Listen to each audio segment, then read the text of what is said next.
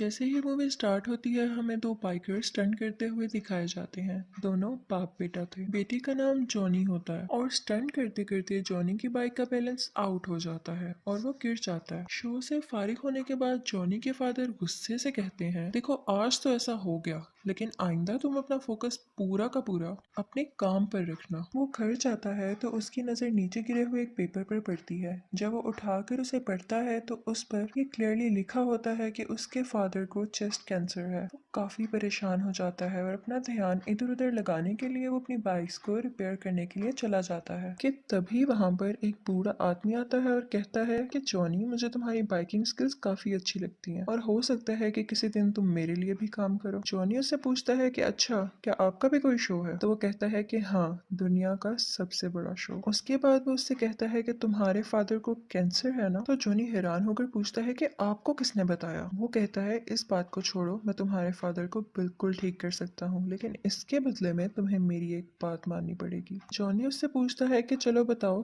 कितने पैसे लोगे तुम इस चीज के? तो वो बूढ़ा आदमी कहता है कि तुम्हारी सोल यानी तुम्हारी रूह। इस पर जॉनी काफी हंसने लगता है क्योंकि उसे इन बातों पर यकीन ही नहीं आ रहा होता। वो बूढ़ा आदमी उसे एक कॉन्ट्रैक्ट पेपर निकाल कर देता है और जैसे ही जॉनी उसे पढ़ने लगता है तो उसके हाथ में एक पिन चुभ जाती है, जिसकी वजह से उसके हाथ से खून का एक कतरा आ जाता है और उस पेपर पर लग जाता है। वो आदमी उससे वो कॉन्ट्रैक्ट पेपर छीन लेता है और कहता है कि दिस इज एनफ। उसके बाद सीन चेंज होता है और हमें जॉनी बेड पर नजर आता है। उसे लगा था कि शायद ये उसका ख्वाब हो सकता है। जॉनी घबराया हुआ अपने फादर के पास जाता है और कहता है कि डैड, आप ठीक हैं क्या? तो उसके फादर आगे से कहते हैं कि मैं कुछ दिनों से बहुत अजीब महसूस कर रहा था। अपनी बीमारी की वजह से मैं काफी वीक होता जा रहा था, लेकिन न जाने आज सुबह ही मुझे डॉक्टर ने बताया कि मैं बिल्कुल ठीक हूँ और मैं खुद को भी हेल्दी फील कर रहा हूँ। तभी वो अपने स्टंट के लिए निकलने लगते हैं तो जॉनी को भी साथ जाने का कहते हैं, लेकिन देखते हैं कि जॉनी तो कहीं और बिजी है। अपने फादर के पूछने पर वो बताता है कि मुझे एक लड़की अच्छी लगती है, उसका नाम रॉक्सी है और उसके फादर उसे दूर भेजना चाहते हैं, तो मैं उसके साथ जाना चाहता हूँ, उसे यहाँ से लेकर। वो अपने फादर से कहता है कि आखिर कब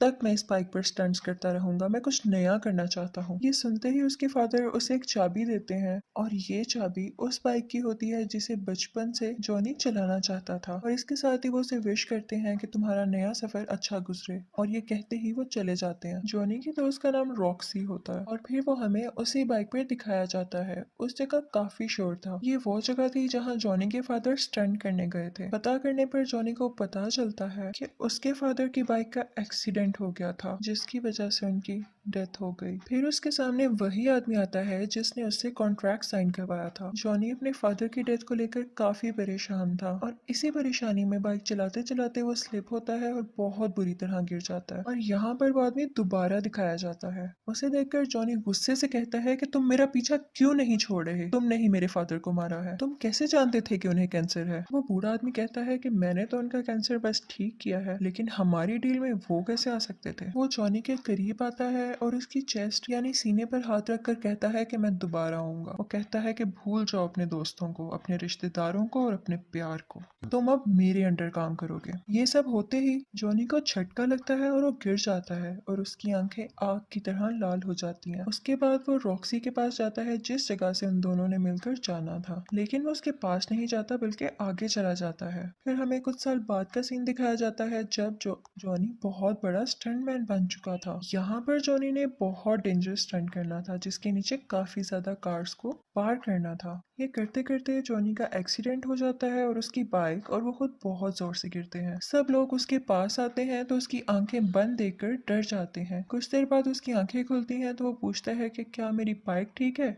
तो सब कहते हैं कि हाँ। लोग काफी हैरान हो जाते हैं कि उन्हें तो कोई चोट ही नहीं आई। साथ ही टीवी पर यह न्यूज ब्रेक हो जाती है कि जॉनी बहुत स्ट्रॉन्ग स्टंटमैन है और उसे कुछ नहीं हो सकता। जॉनी के दोस्त उससे कहते हैं कि लगता है कोई फरिश्ता तुम्हारी जान बचाता है। तो जॉनी आगे से कहता है कि फरिश्ता या शैतान।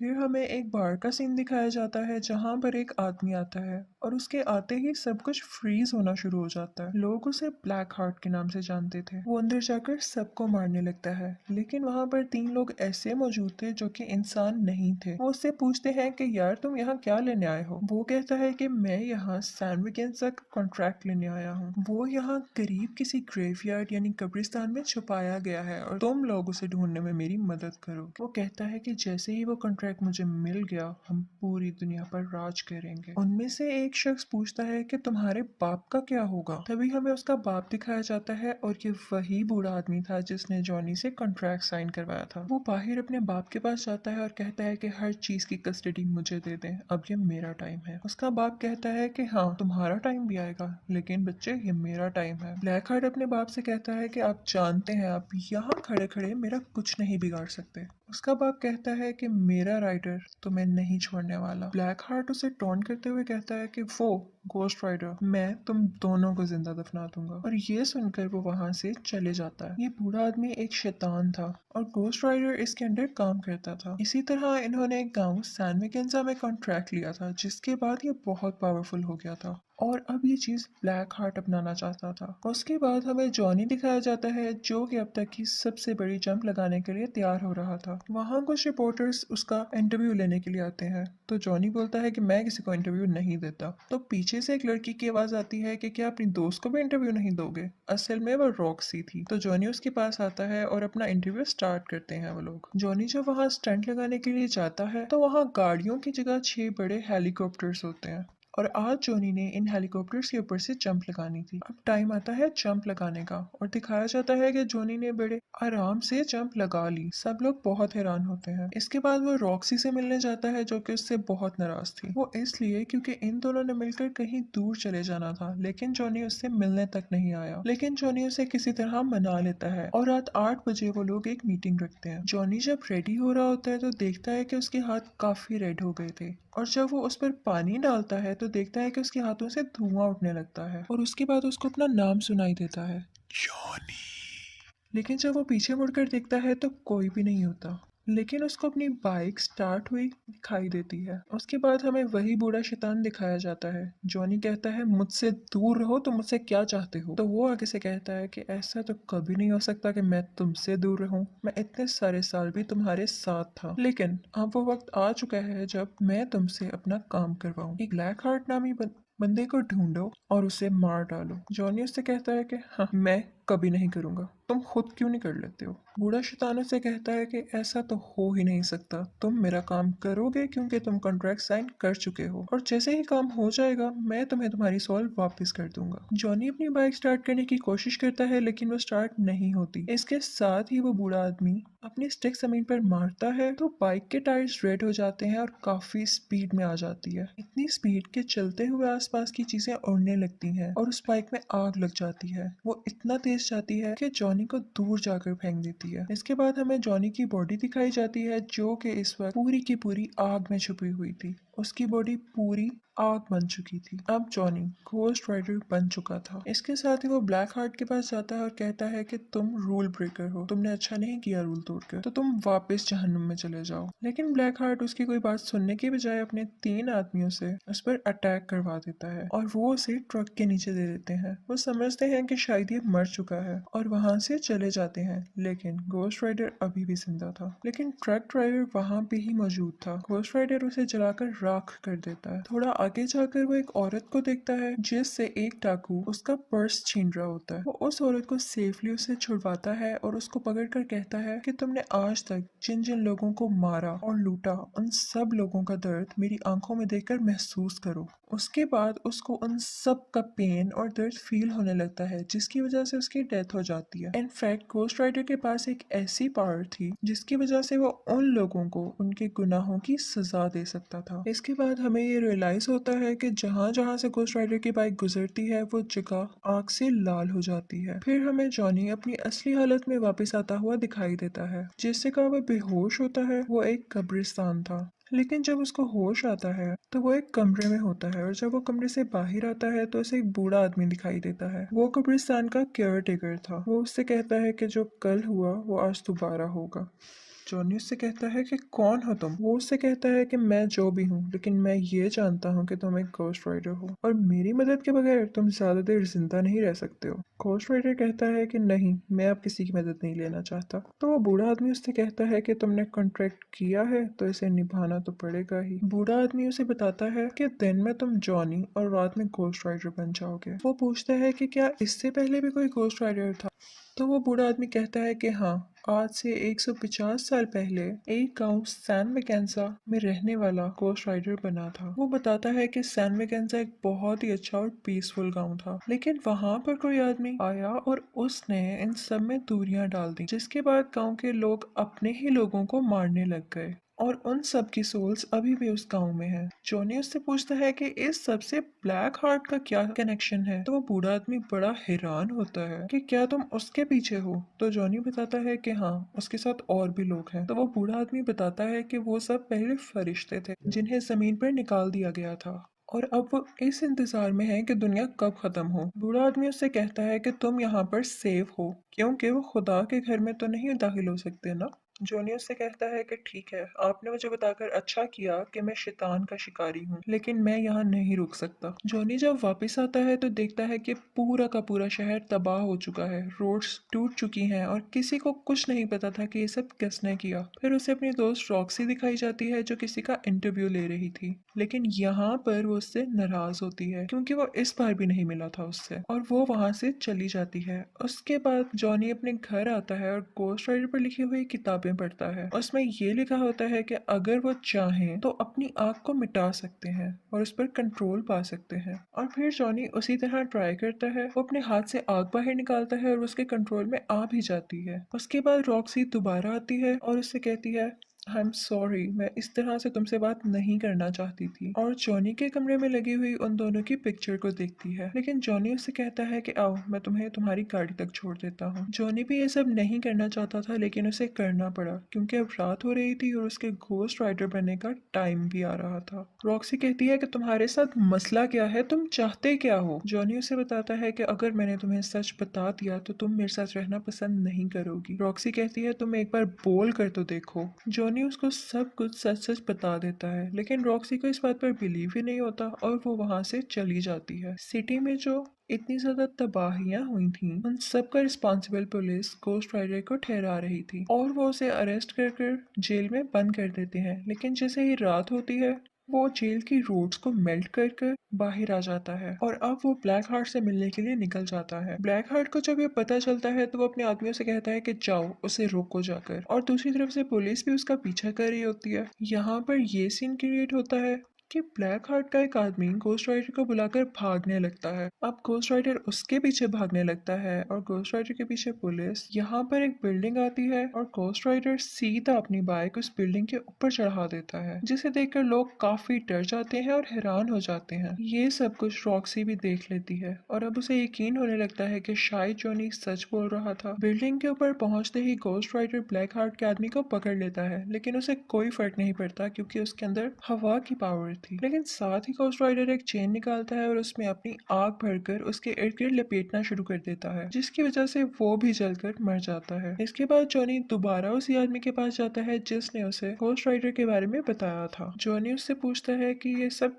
कैसे खत्म होगा, तो वो उसे बताता है कि ये सब ब्लैक हार्ट को मारते ही खत्म हो जाएगा। फिर वो आदमी उसे एक ग्रेव में ले जाता है और उस कबर पर स्ले लिखा होता है। वो आदमी बताता है कि ये भी एक घोस्ट राइडर था और सैनगिंजा में जो सोल्स का कॉन्ट्रैक्ट हुआ था उसके मुताबिक इसे भेजा गया था सोल्स को लेने के लिए। लेकिन जब इसने देखा कि ये काम तो बहुत मुश्किल है तो इसने ये कॉन्ट्रैक्ट ब्लैक हार्ट को नहीं दिया और लेकर वहां से भाग गया। ब्लैक हार्ट ये कॉन्ट्रैक्ट पाना चाहता है क्योंकि वो इससे बहुत ज्यादा पावरफुल हो जाएगा, लेकिन इस दौरान तुम अपने लोगों के करीब बिल्कुल मत जाना क्योंकि वो तुम्हारे अपने लोगों को ही यूज करेगा तुम्हारे अगेंस्ट करके। अब जॉनी रॉक्सी के पास जाता है, लेकिन वहां देखता है कि ये क्या, यहाँ तो ब्लैक हार्ट पहले से ही मौजूद था। ब्लैक हार्ट उसे गले से पकड़ लेता है। तभी जॉनी भी घोस्ट राइडर बन जाता है और उल्टा उसी के गले को पकड़कर कहता है कि मेरी आंखों में देखो, जितने लोगों के साथ तुमने बुरा किया या मारा उन सब का दर्द मेरी आंखों में महसूस करो। ब्लैक हार्ट उसे कहता है कि हाँ, तुम्हारी ये पावर मेरे ऊपर काम नहीं करेगी क्योंकि मुझमें तो रूह ही नहीं है।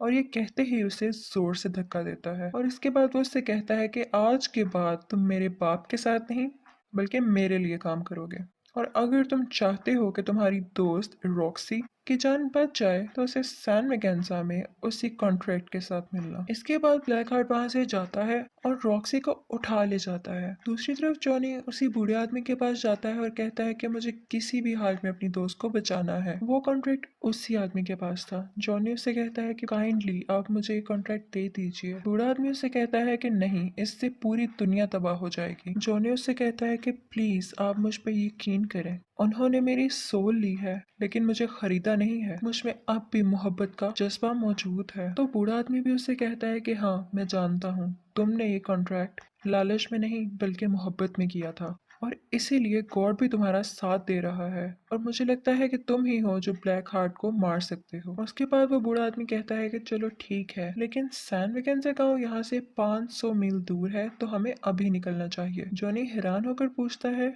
हमें मतलब? इसके साथ ही वो बूढ़ा आदमी सीटी मारता है और वहां से एक घोड़ा निकल आता है। तो वो उस घोड़े पर बैठ जाता है और जॉनी से कहता है कि मेरा आखिरी सफर अभी बाकी है। ये कहते ही वो अपनी हैट पहनता है तो हम क्या देखते हैं कि वो भी एक घोस्ट राइडर में बदल जाता है। इनफैक्ट वो भी एक घोस्ट राइडर था और ये वही आदमी था जिसने सैन वेकेंजा का कॉन्ट्रैक्ट ब्लैक हार्ट को नहीं दिया था। उसके बाद ये दोनों अपनी अपनी सवारियों पर सैन वेकेंजा गांव के लिए निकल जाते हैं। वहां पहुंचते ही वो आदमी कहता है कि बस मैं अब और आगे नहीं चल सकता क्योंकि मैं सिर्फ एक बार और घोस्ट राइडर बन सकता था और ये चांस मैंने आज के लिए बचा कर रखा था। ये कहते ही वो वहां से चला जाता है। अब जॉनी अंदर दाखिल होता है। ब्लैक हार्ट का एक ही आदमी जो कि अब बच गया था, वो घोस्ट राइडर को पानी के अंदर करके उसे मारने की कोशिश करता है, लेकिन तभी जॉनी घोस्ट राइडर में बदल जाता है और उल्टा उसी को पानी के अंदर करके मार देता है। इसके बाद वो ब्लैक हार्ट के पास जाता है और उसे कहता है कि अब तुम रॉक्सी को छोड़ दो, लेकिन ब्लैक हार्ट रॉक्सी को दूर फेंक देता है। जॉनी के हाथ में वो कॉन्ट्रैक्ट होता है। वो ब्लैक हार्ट के आगे करता है लेकिन उसे पकड़ाता नहीं और साथ ही वो घोस्ट राइडर बन जाता है। उन दोनों में बहुत फाइट होती है। तभी हमें दिखाया जाता है कि सूरज निकल रहा है और ब्लैक हार्ट इस चीज का फायदा उठाकर घोस्ट राइडर को उठाकर रोशनी वाली जगह पर फेंक देता है और तभी वो जॉनी बन जाता है। वो विलेज देखने में बहुत खौफनाक था क्योंकि वहां पर बहुत सारी सोल्स थी। इसके साथ ही ब्लैक हार्ट वो कॉन्ट्रैक्ट उठाता है और उसे ऊंची ऊंची पढ़ने लगता है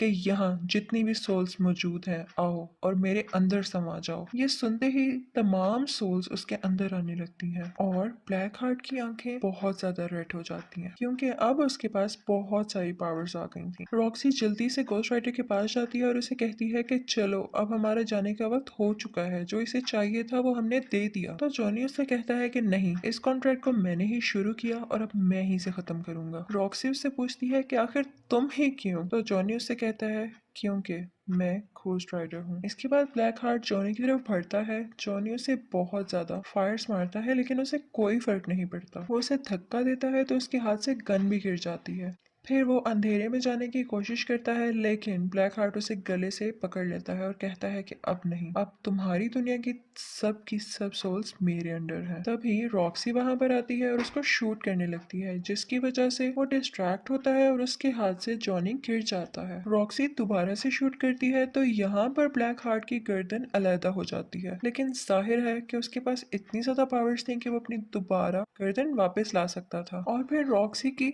गन में गोलियां भी खत्म हो जाती हैं। तो जॉनी फौरन से कहता है कि ये गन मुझे दो और अपना हाथ अंधेरे में ले जाकर फायर करने लगता है क्योंकि उसका हाथ अब आग का बन चुका था।